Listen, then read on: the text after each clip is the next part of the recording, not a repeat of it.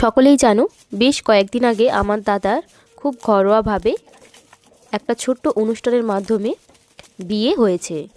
বিয়ের বিভিন্ন মুহূর্ত আমি তোমাদের সাথে শেয়ার করেছিলাম ডেইলি ভ্লগ, মিনি ভ্লগের মাধ্যমে।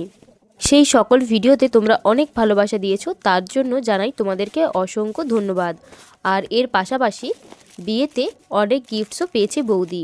তার মধ্যে বেশ কিছু গিফট মা আগেই সরিয়ে ফেলেছিল।